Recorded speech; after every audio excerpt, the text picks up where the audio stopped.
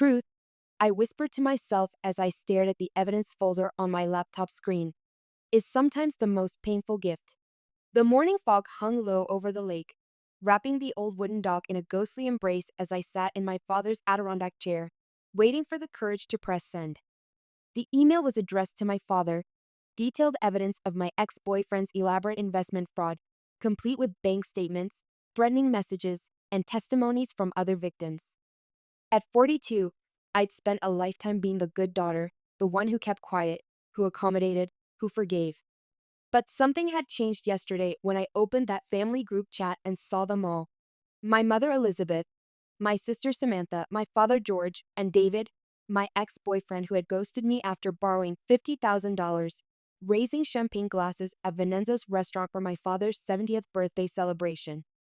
A celebration I hadn't even known was happening. My finger hovered over the send button. This would change everything, not just with David, but with my entire family. My mother would never forgive me. Samantha would see me as the villain who destroyed her carefully curated image of family perfection. My father. Well, that remained to be seen. My phone pinged with a new notification. A message from Samantha.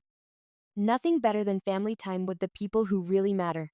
The words burned into my retinas, confirming what I'd always known but never fully accepted. In my family's hierarchy, I had always been expendable.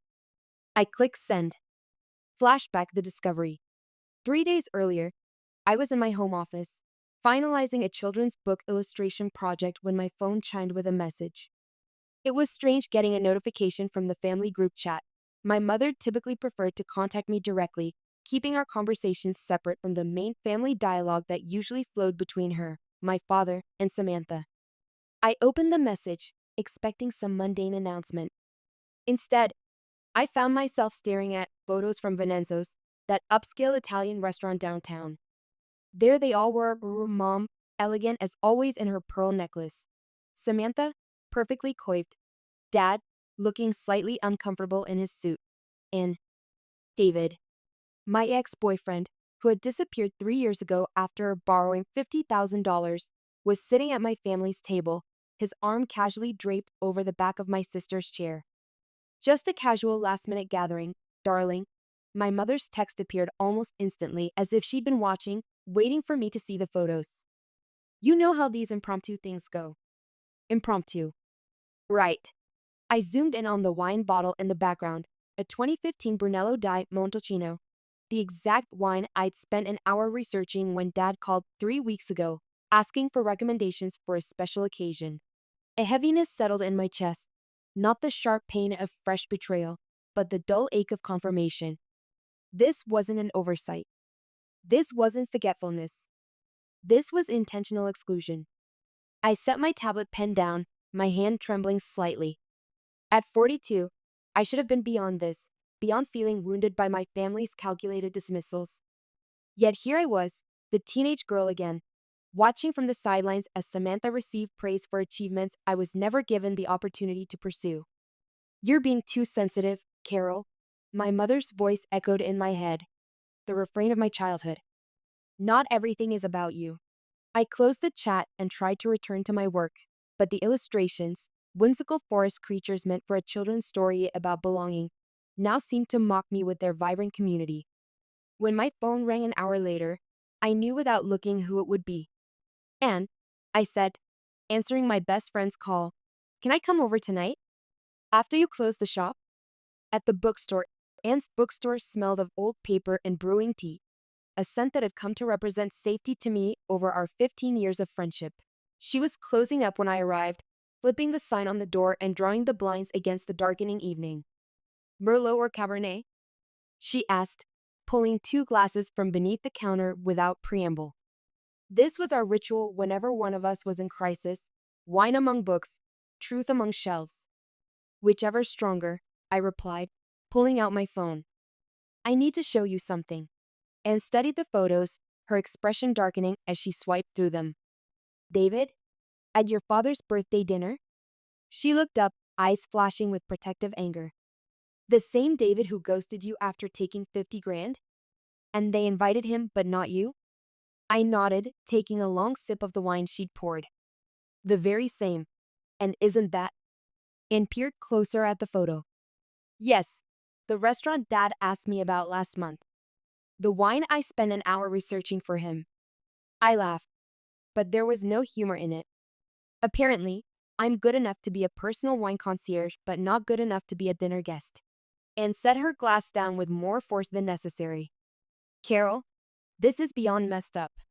Even for your family. I sank deeper into the worn leather armchair tucked between mystery and historical fiction, the chair where I'd spent countless hours helping Anne shelve books when she first opened the store after her divorce. You know what the worst part is? I said, staring into my wine. It's not even surprising. It's just confirmation of what I've always known, that I'm the outsider, the one they include when it's convenient, exclude when it's not. Have you called your father? Anne asked gently. What's the point? He'll just say Mom and Samantha handled the guest list. He always stays out of it. I took a shaky breath. He texted me though. Great wine recommendation, sweetheart. Really made the evening special. Something inside me shifted then, a tectonic plate of patience that had been bearing weight for decades finally cracking. I thought about the folder in my email, the one labeled David, Legal, containing every manipulative message, every broken promise, every admission of debt from the man who had spent our entire 3-year relationship convincing me I was lucky he even looked my way. You know what? I said, straightening up. I think Dad's about to learn exactly how special his evening was. Anne leaned forward, concern mixing with curiosity. What are you thinking? David's not at that dinner just to reminisce, I said, pieces clicking into place. He's there to pitch Dad on investing in something. It's his pattern, charm his way into money, then disappear when it's time to pay up. How do you know? I pulled up my email on my phone, finding the folder I hadn't opened in months. Because he told me himself, right here, I'll pay you back as soon as I secure my next investment. That was 8 months ago. Anne's eyes widened as she read over my shoulder. You kept everything. Every email, every text, every bank transfer. I spent 20 years as a graphic designer documenting every client interaction after being burned on my first big job. I smiled without warmth. Documentation is second nature now. I looked up at Anne. They thought they could just exclude me like always, that I'd sit quietly with the hurt like always. What? I'm not that person anymore. I picked up my phone, opening a new email. And I have receipts. Anne watched me for a long moment, then nodded slowly. Do it, but Carol, be ready. This isn't just going to hurt David. This is going to change everything with your family. I thought about all the family gatherings I'd endured, swallowing my words, all the times Samantha had talked over me, Mom had dismissed me, Dad had looked away. I thought about David's smug face in those photos, knowing exactly what he was doing. Good, I said, and took another sip of wine. Some things need to change. Night of decision, back home, I sat cross-legged on my couch, laptop open, surrounded by the ghostly blue light of my screen. Outside, rain pattered against the windows of my small apartment, the apartment I'd managed to keep despite David's betrayal draining my savings 3 years ago. It was past midnight, but sleep wasn't an option, not when I finally had purpose burning through my veins. Okay, David, I muttered, opening the folder I'd labeled as my personal Pandora's box. Let's see what kind of story these tell. My phone lit up with a text from Anne. You sure about this? Never been more sure. I texted back. Already found some gems. The first email was from exactly 3 years ago, David's desperate plea after I'd threatened legal action. Baby, please. You know I'm good for it. This new venture is going to be huge. I just need time to secure the right investors. Don't do anything rash. I screen grabbed it, creating a new document. The next email was even better. The $50K was always meant to be an investment, not a loan. You're making this weird by demanding repayment terms. My bitter laugh echoed in my empty apartment. It was funny how it wasn't weird when he was begging for the money, swearing he'd pay me back with interest. I remember that period all too well, how I drained my savings account to help him, believing we had a future together. How he told me his app would revolutionize the tech industry. How I'd been so careful, insisting on email confirmations for every transaction, even as he accused me of not trusting him.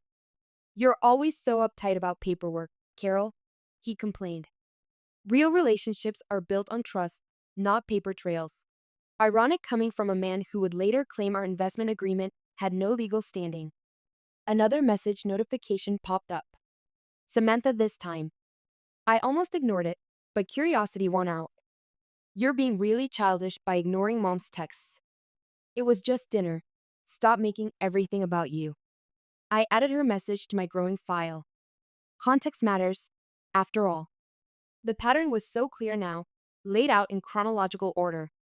For all of my adult life, I'd tried to belong in a family that saw me as an afterthought. I'd swallowed insults disguised as concern, accepted exclusion disguised as oversight, tolerated gaslighting disguised as reason.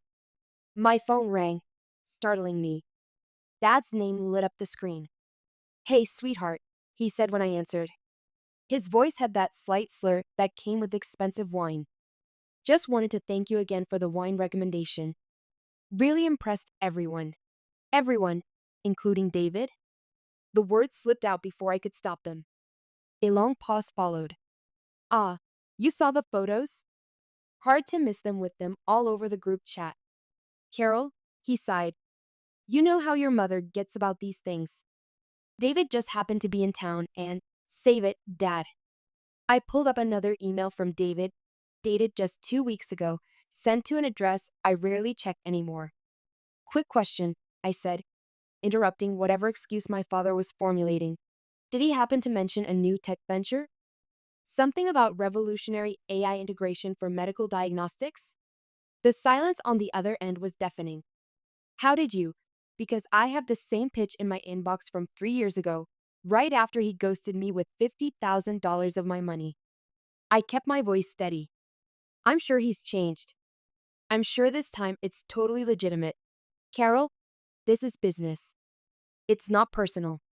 I closed my eyes, 42 years of dismissal crystallizing into perfect clarity. "Really? Because excluding your daughter from your birthday dinner while inviting her fraudulent ex feels pretty personal." Another pause. "What do you mean, fraudulent?" I smiled despite myself.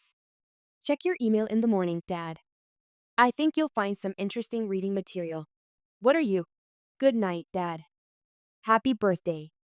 I hung up and returned to my laptop, opening David's investor deck, forwarded to me by a friend in tech months ago. I found exactly what I expected. Under risk assessment was a single line that made my blood boil. Previous venture faced opposition from disgruntled former partner. Personal relationship, no legal merit. That's what I was to him. A footnote, a risk to be dismissed. My phone buzzed again. A text from David himself. "Heard you talk to George. Whatever you're thinking of doing, don't. We can work something out. Too late, David. 3 years too late." I added his message to the file, then opened my email. The subject line was simple. "What you need to know before tomorrow's investment meeting." In the body, I wrote, "Dad, I've attached documentation of David's pattern of financial manipulation, including bank statements, communication records, and evidence of similar behavior with other investors. I'm not sending this out of spite, but because I can't watch him do to you what he did to me. Love, Carol." My cursor hovered over the send button. This would change everything. Mom would be furious. Samantha would never forgive me for ruining her perfect dinner's aftermath. Dad might side with them, as he usually did. Another notification popped up. Samantha had posted yet another photo from dinner, captioned, "Nothing better than family time with the people who really matter." I closed my laptop without sending the email. This decision deserved more thought, more care than a midnight impulse driven by hurt. Morning revelation. Sleep didn't come easy. I tossed and turned, replaying family dinners from decades past, seeing patterns I'd willfully ignored. By 6 a.m., I gave up and made coffee, watching the sunrise paint my kitchen walls in hues of amber and rose. As I sipped my coffee, memories surfaced, not the sharp, painful ones from last night, but older, deeper wounds that had shaped me. I was 10 when I first realized I was different from my sister in her mother's eyes. Samantha had brought home perfect grades, as usual, and Mom had thrown her an elaborate celebration dinner, inviting grandparents and cousins. 2 weeks later, when I won first place in a statewide art competition, Mom had simply nodded and said, "That's nice, dear, but let's not make too much of it. We don't want Samantha to feel overshadowed." At 16, when I'd earned a coveted summer internship at a design studio, Mom had insisted I turn it down to accompany the family on vacation, a vacation where I spent most of my time watching Samantha's children while everyone else went sightseeing. Family comes first, Mom had said, not seeing the irony. And at 32, when I'd finally gathered the courage to leave my unfulfilling corporate job and start freelancing, Mom had spent an entire Thanksgiving dinner lamenting my lack of ambition compared to Samantha's steady climb up the corporate ladder. Dad had always been quiet during these moments, occasionally throwing me an apologetic glance but never openly contradicting my mother. "Your mom just wants what's best for you," he'd say privately. "Don't take it personally. Don't take it personally." As if being systematically devalued by your own family was something you could simply shrug off. My phone chimed with a text from Anne. "Morning. How are you feeling today?" "Clearer," I replied. "I didn't send the email yet. I need to be sure I'm doing this for the right reasons." "And what would those be?" I thought for a moment. "Not revenge. Protection. Dad deserves to know what he's getting into." "Then you have your answer." I nodded to myself. Anne was right. This wasn't about hurting my family. It was about finally speaking truth, however uncomfortable. I opened my laptop and drafted a new email, more measured than last night's version, focusing on the facts rather than my feelings. Then, on impulse, I decided to drive to the lake house, Dad's retirement sanctuary, a place he'd increasingly retreated to when family tensions rose. The lake had always been our place. When I was small, before Samantha's achievements became the family's focal point, Dad and I would spend hours on the dock, fishing and drawing. He'd been proud of my artwork then, collecting my childish sketches of birds and fish in a leather portfolio he kept in his study. That connection had faded as I grew older, but perhaps, just perhaps, speaking to him directly in the place where we'd once found common ground would make a difference. I packed my laptop, the file of evidence, and a small overnight bag.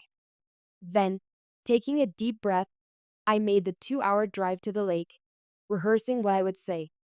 The morning fog was just lifting as I pulled up to the weathered cabin. Dad's car was there, which meant he'd retreated here after the birthday dinner, seeking solitude as he often did after family gatherings. I sat in my car for several minutes, gathering courage. Then, laptop in hand, I walked up to the porch, only to find Dad already sitting there, coffee mug in hand, staring out at the lake. "Carol?" His surprise seemed genuine. "What are you doing here?" I took the Adirondack chair beside him, feeling the weight of all I needed to say. "Dad," I said quietly, "we need to talk about David, and about why I wasn't invited to your birthday dinner." The lake house confrontation continued. The morning fog hung low over the lake as Dad and I sat in silence. He'd listen without interruption as I showed him the evidence, David's emails, the bank transfers, the similarities between his pitch 3 years ago and the one he'd apparently made at the birthday dinner. "I had no idea," Dad said finally, his voice thick with emotion, "about any of this. I tried to tell you," I said softly. "Last Christmas, when I mentioned David owing me money. Mom said I was being dramatic. Samantha said I was just bitter about the breakup. And you." I changed the subject. He finished quietly, like I always did. "A fish jumped in the lake, breaking the surface with a quiet splash. I let them steamroll you," he continued, "for years. It was easier than dealing with your mother's intensity, with Samantha's drama." He set his coffee down. "I failed you, Carol." "Dad, no. Let me finish. When I see these emails, this evidence of what he did, I realize I haven't just failed to protect you. I've helped them hurt you." My phone buzzed in my pocket. I ignored it. "You know what's strange?" I said. "If they had just invited me to that dinner, none of this would have happened. David would have gotten his investment, Mom would have maintained her perfect family fod, and I would have kept quiet like always. And I would have lost everything," Dad added. "The investment, yes, but more than that, my chance to finally see the truth." My phone buzzed again. This time Dad pulled his out too. Ah, he said, frowning at the screen. Thomas just texted. The investment meeting with David is in an hour. He wants to know if we're still coming. Thomas?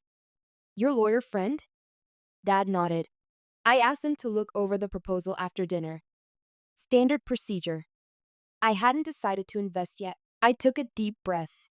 Dad, are you going to show him what I've given you? He looked at me for a long moment, his eyes, the same hazel as mine, searching my face. That depends, he said finally. What do you want me to do with this information, Carol? It was the first time in my adult life that my father had explicitly asked for my opinion, my preference, on a family matter. The significance wasn't lost on either of us. I want you to use it, I said firmly. Not to hurt anyone, but to protect yourself. To make decisions based on truth, not manipulation. Dad nodded slowly, then stood up, stretching his back. Then that's what we'll do. He held out his hand to me. Together, I took his hand, feeling the calluses that had formed over decades of engineering work, now softened somewhat by retirement. As I stood, he surprised me by pulling me into a tight embrace. I'm sorry, Carol, he whispered. For all of it. Over his shoulder, I watched the morning fog lift from the lake, revealing the clear blue water beneath. Something was shifting, not just between Dad and me, but within me. A lifetime of accepting less than I deserved was ending, right here on this porch. Let's go to that meeting, I said as we broke apart. I think it's time David faces both of us. Dad smiled, a genuine smile that reached his eyes. That's my girl. The confrontation. The downtown office building where the investment meeting was scheduled reminded me of David himself, sleek, impressive at first glance, but somehow insubstantial upon closer inspection. Dad and I rode the elevator in silence, each lost in our own thoughts. Thomas Harrington, my father's friend and business advisor of 20 years, was waiting in the lobby, his weathered face breaking into a surprised smile when he saw me. Carol? Didn't expect to see you here. He shook my hand warmly before turning to Dad. George, I've reviewed everything you sent this morning. We need to talk before. No time. Dad interrupted as the elevator doors opened again, revealing David in a perfectly tailored suit, flanked by two men carrying leather portfolios. My stomach clenched at the sight of him. 3 years hadn't changed him much. Still handsome in that calculated way, still radiating the confident charm that had once drawn me in. His smile faltered when he saw me. Carol, he said, recovering quickly. What a surprise. Is it? I replied, keeping my voice steady despite the adrenaline surging through me. David's eyes flicked to my father, then Thomas, then back to me.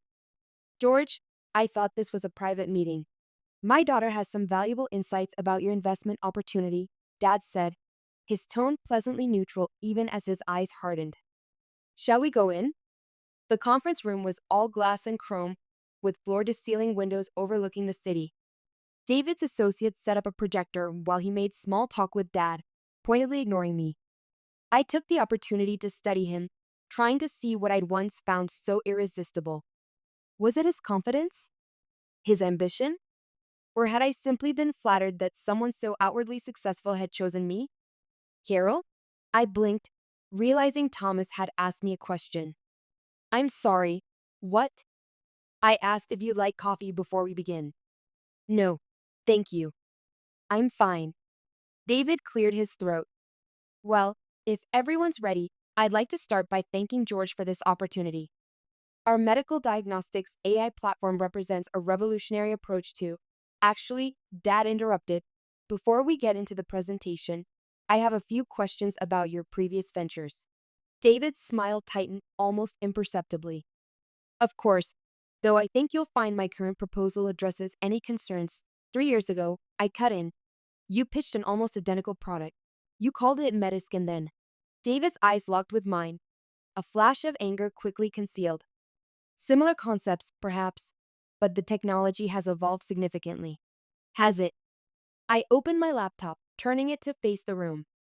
Because your investor deck from 3 years ago and the one you sent Dad last week have identical projections, just with the dates changed. One of David's associates shifted uncomfortably.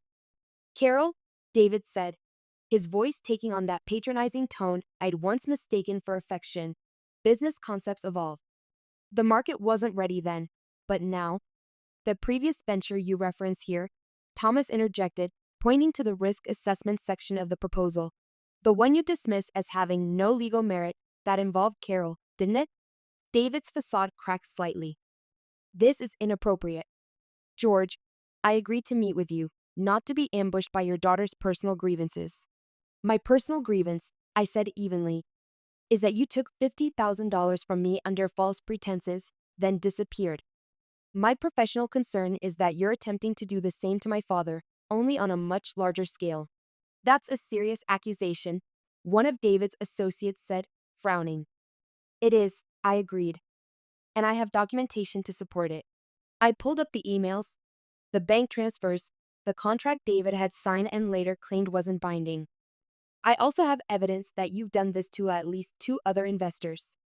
Would you like to see those too? David's charm vanished, replaced by cold fury. George, control your daughter or this meeting is over. Dad leaned forward, resting his elbows on the table. My daughter doesn't need controlling, David. She needs listening to. Something I should have done a long time ago. David stood abruptly. I won't sit here and be accused of fraud, Thomas suggested mildly. Because that's what this looks like to me. And that's before we get to the second query. What second query? David's associate asked sharply. Thomas smiled. The one I initiated this morning after reviewing Carol's evidence. Apparently, we're not the first people to notice discrepancies in Mr. Murray's business practices. The room fell silent. David stared at me, his expression a mixture of disbelief and rage. You have no idea what you've done, he said quietly. Actually, I replied, meeting his gaze. I know exactly what I've done. I've chosen truth over peace, action over acceptance. I've chosen to speak up, not just for myself, but for everyone else you've tried to manipulate. The door to the conference room burst open, and my mother strode in, followed closely by Samantha. David called, Mom announced, ignoring me completely as she addressed my father. What is the meaning of this, George? Bringing Carol here to sabotage an important business meeting? Elizabeth, Dad said wearily. This isn't the time or place. It never is with you, Mom snapped. Always avoiding confrontation, always hiding at that lake house when things get difficult. Mom, I tried. There are things about David you don't know. There are things about loyalty and family you clearly don't understand, she retorted, finally acknowledging my presence with a withering glare. Samantha stepped forward. Carol, why are you doing this? Is it because you weren't invited to one dinner? Is your ego really that fragile? I looked at my sister, perfect, accomplished Samantha, who had spent her life meeting our mother's expectations, who had never known what it felt like to be the family disappointment. For the first time, I saw not arrogance in her expression, but fear. Fear of disruption, fear of truth, fear of change. This isn't about a dinner, I said softly. This is about a lifetime of being dismissed, excluded, and gaslighted. This is about David trying to defraud Dad the same way he defrauded me and others. That's ridiculous, Mom scoffed. David has explained everything to me. The money was an investment that didn't work out. These things happen in business. These aren't business risks, Thomas interjected, his professional demeanor slipping. These are calculated deceptions. And there's a second investigation underway now, Elizabeth. David's associates were already packing up their materials, edging toward the door. David? Samantha looked at him uncertainly. He straightened his tie, composure somewhat restored. This is a misunderstanding that my lawyers will address. George, Elizabeth, I'll be in touch once this situation is resolved. With that, he strode out, his associates hurrying after him. Now look what you've done, Mom hissed at me once they were gone. You've embarrassed us all, and for what?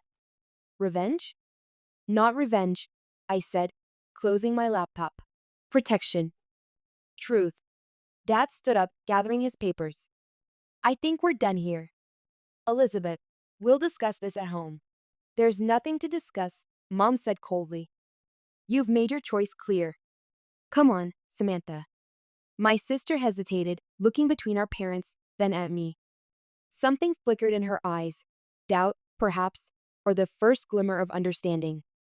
Then she followed our mother out of the room. The door closed behind them, leaving me alone with Dad and Thomas. Well, Thomas said after a moment, that went about as well as could be expected.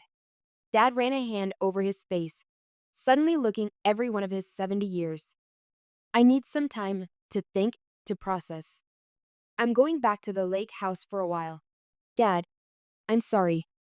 I didn't mean to cause. No, he interrupted, placing a hand on my shoulder. Don't apologize for telling the truth. I'm proud of you for speaking up. I just need to figure out how I missed so much, how I let them. He trailed off. Just stay safe, okay? David was saying some disturbing things before you arrived. My phone lit up with a call from an unknown number. Speaking of which, Dad said grimly, that's probably his lawyers. Don't answer. Let them leave a message. He squeezed my shoulder gently. And Carol, I love you. I should have said that more often. Those 3 words, so rare for my father, made my eyes sting with unexpected tears. I love you too, Dad. I managed, surprised by the catch in my voice. As we left the building, Dad and Thomas discussing legal strategies ahead of me, I felt strangely light despite the chaos I knew would follow. For the first time in my adult life, I had spoken my truth and been heard. Whatever came next, lawsuits, family fallout, difficult conversations, I would face it standing tall. Aftermath. I spent the next 3 days at Anne's apartment above her bookstore, sleeping on her fold-out couch and helping with inventory during the day. Working with books, organizing them, cataloging them, occasionally reading passages aloud to customers, had always been therapeutic for me.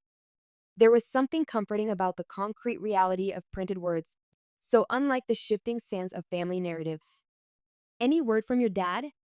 Anne asked as we shared a simple dinner of pasta and salad at her kitchen counter. I nodded, checking my phone for the latest message. He's still at the lake house. Says he needs space to think.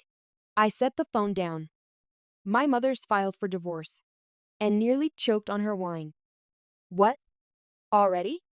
Dad says the dinner was the last straw. Finding out she orchestrated it all hid David's true intentions. I pushed a piece of lettuce around my plate. He's done. How do you feel about that? I considered the question carefully. Guilty in some ways. Their marriage survived 45 years, only to fall apart when I finally spoke up. No, Anne said firmly, putting down her fork. Their marriage survived 45 years because your father avoided confrontation and your mother controlled the narrative. It's falling apart because the truth finally came out. My phone buzzed with a notification. I grimaced when I saw it was from Samantha. A long social media post about family loyalty and one-sided stories, complete with carefully curated photos from happier times. The final slide was a supposed screenshot of a text I'd allegedly sent David. I'll destroy you if it's the last thing I do. That's fake, I said, showing Anne. She's actually creating false evidence. Screenshot it and advised. Send it to Thomas. Everything they do now just strengthens your position. Before I could, another notification appeared, a message from someone I hadn't heard from in years. Sarah, David's former business partner. I saw what's happening, she wrote. I have proof he did the same thing to me. Would you like it? My hands shook slightly as I replied, yes. Minute later, my inbox filled with documents, bank statements, contracts, emails, showing the same pattern, the same promises, the same threats when she tried to expose him. I forwarded everything to Thomas, then checked Samantha's social media again, where she'd added another post. When someone shows you who they are, believe them. My sister showed us her true colors. I had to laugh at the irony. My phone rang. Dad, you saw? I asked. I saw, he sighed. Your mother's defending her, saying Samantha's just protecting family. He sounded tired, older than his years. I'm selling the house, Carol. I can't stay there, not after everything. The lake house feels more like home now anyway. He paused, and I heard the creak of the porch swing in the background. How are you holding up? Oh, I tried for lightness, just watching my sister turn me into a social media villain while mom cheers her on. Living the dream. Carol, his voice softened. Come visit me this weekend. Just us. No drama, no phones. We can fish off the dock like when you were little. The invitation, so simple, so genuine, made my throat tight with emotion. I'd like that. After we hung up, I checked my email one last time before bed. Thomas had sent a brief update. Sec wants to talk to you formally. Your evidence combined with Sarah's is becoming a major case. Anne read over my shoulder. Still think you should have just stayed quiet? I thought about Mom and Samantha, so desperate to maintain their perfect narrative that they'd destroy anyone who threatened it. I thought about David, whose house of cards was finally falling. I thought about Dad finding peace in his solitude. You know what's funny? I said. They thought excluding me from dinner was the punishment, but it was the wake-up call I needed. Anne nodded, understanding as always. Sometimes rejection is just redirection. I like that. I smiled, closing my laptop. Rejection as redirection. Reconciliation at the lake. The lake house looked exactly as I remembered. Weathered blue shutters, creaky screen door, and the old wooden dock stretching into calm waters. Dad was waiting on the porch with 2 cups of coffee when I pulled up that Friday afternoon. You remember the fishing gear? He asked as I climbed the steps. In the trunk, along with those disgusting cheese crackers you love. He smiled, but it didn't quite reach his eyes. Up close, I could see how tired he looked, how much older than just a few weeks ago. We need to talk, he said, handing me a coffee, about everything I missed. We settled into the ancient Adirondack chairs facing the lake. The afternoon sun painted everything gold, creating an illusion of timelessness, as if nothing had changed. When did it start? He asked. With David, I mean. The money. I took a sip of coffee, gathering my thoughts. Or the manipulation. Both. I told him everything. How David had slowly isolated me from friends. How he'd convinced me his financial troubles were temporary. How the loan had started as 5,000 somehow became 50. Why didn't you tell me sooner? I tried, Dad, I said gently. Remember that dinner last Christmas when I mentioned David owing me money?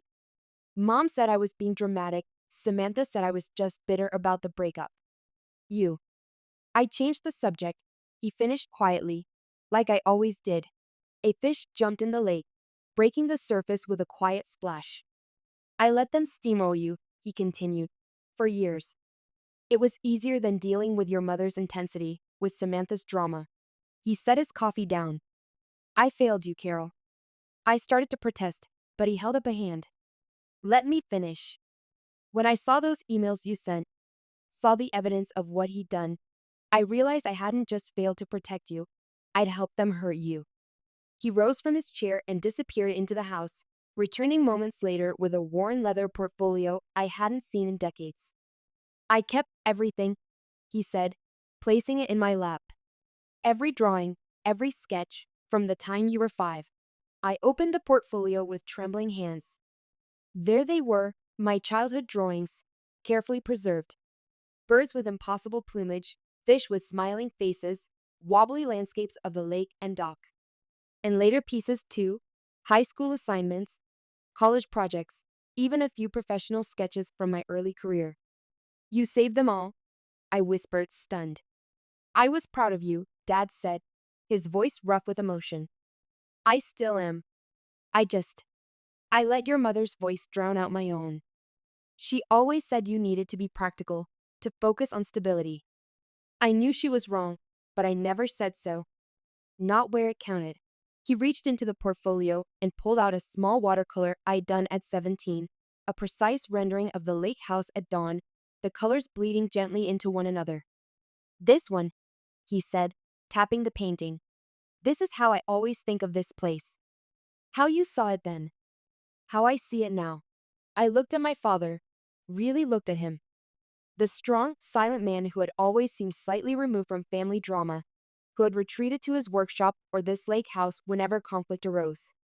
For the first time, I saw him clearly, not distant, but afraid. afraid of confrontation, afraid of losing the tenuous peace he'd made with my mother's domineering personality. Dad, I said softly, why did you stay with her all these years? He gazed out at the lake, considering. When your mother and I met, she was vibrant, passionate, determined. I was drawn to her strength. She knew exactly what she wanted: success, status, the perfect family. I was just a young engineer with big dreams but no real plan. He smiled ruefully. Over time, that strength hardened somehow. The pursuit of perfection became everything. Appearances mattered more than authenticity. But by then, we had you girls and a life together, and I thought. He trailed off. You thought what? I thought I could balance her, be the calm to her storm, give you and Samantha another perspective. His shoulders slumped. I was wrong.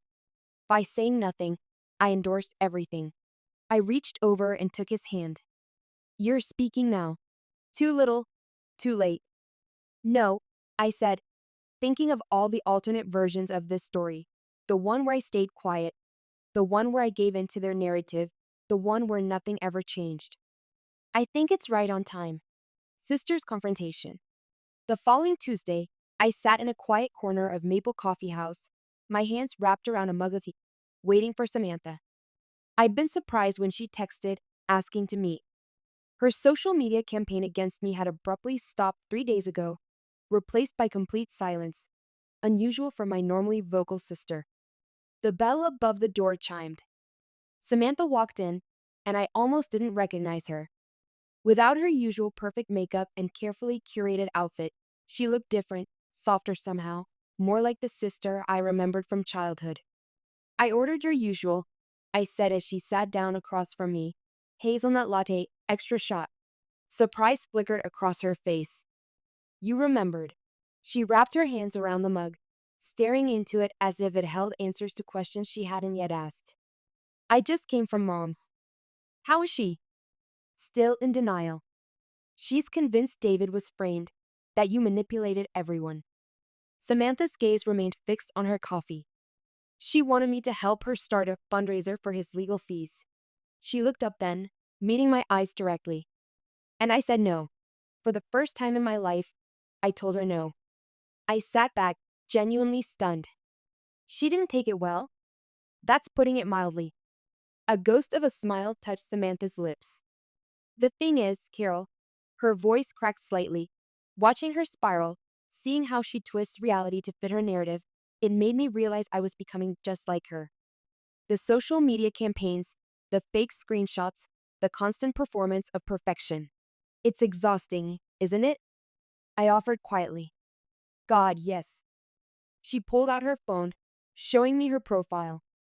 I deleted everything, all the posts about you, about David, about our perfect family.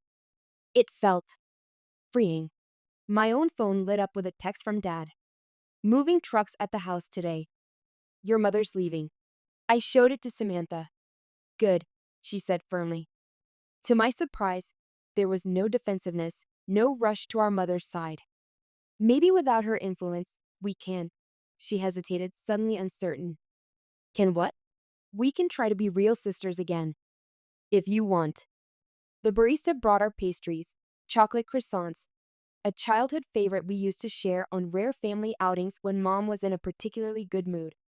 It won't be easy, I said, breaking off a piece of buttery pastry. There's a lot of hurt between us. I know, Samantha nodded. But I'm willing to do the work. Real work, not just pretty Instagram apologies. She pulled an envelope from her bag. Which is why I brought this. Inside was a stack of papers, printouts of every false social media post she'd made about me, every manipulated screenshot, every lie. I'm going to post a public retraction, she said, her voice steady despite the slight tremor in her hands. The whole truth about David, about Mom, about how we treated you. No filters, no performance.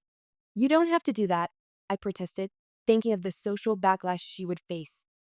Yes, I do, she insisted. Not for likes or followers or Mom's approval. For us. My phone lit up with a message from Mom. I hope you're satisfied with the family you've destroyed. Samantha saw it too. She'll never change, will she? Probably not, I admitted. But we can. Understanding passed between us. The shared knowledge of what it meant to be raised by Elizabeth Donovan, the complicated legacy of always striving for an approval that would never fully come. Remember when we were kids? Samantha said suddenly. And we used to hide under the dock at the lake house? Just us, telling secrets, before Mom decided secrets were better kept buried. Before I learned to perform instead of live. She broke the croissant in half, offering me a piece, like we used to do. Dad invited me to stay at the lake house for a while. Said he's turning the old boathouse into an art studio. She looked up, meeting my eyes. For you. He said it's time you had space to create without judgment. Something warm bloomed in my chest. Really? He's trying. We both are. As we finished our coffee, I realized this wasn't a perfect reconciliation. There were too many years, too many hurts for that. But it was a beginning, a foundation of truth on which we might build something new. Samantha, I said as we prepared to leave, why did you always side with Mom? Even when you knew she was wrong? My sister paused, considering the question carefully. Fear, mostly, she finally answered. Fear of disappointment, fear of rejection. You are always braver than me, Carol. You questioned things, challenged her. I saw how she treated you for it, and I chose the easier path. She shook her head, regret evident in her expression. I convinced myself I was being loyal, being the good daughter. But really, I was just being a coward. Not anymore, I said gently. No, she agreed. Not anymore. New beginnings. 2 months later, I stood in the converted boathouse studio, morning light streaming through the newly installed skylights. Dad had spared no expense in the renovation, proper lighting, storage for art supplies, a custom drafting table positioned to capture the perfect view of the lake. What do you think? He asked, leaning against the doorframe. It's perfect, I said, running my hand along the smooth wood of the tabletop. I can't believe you did all this. Thomas helped with the design. Said his wife has a studio similar to this. He stepped further into the room. I want you to consider making it yours permanently, not just for visits. I turned to face him, surprised. You mean move here? To the lake house? He nodded. I'm not getting any younger, Carol. This place is too big for just me. And after everything with your mother, with David. He shrugged. Life's too short for regrets and missed opportunities. I thought about my apartment in the city, the freelance business I'd built there. What about my work?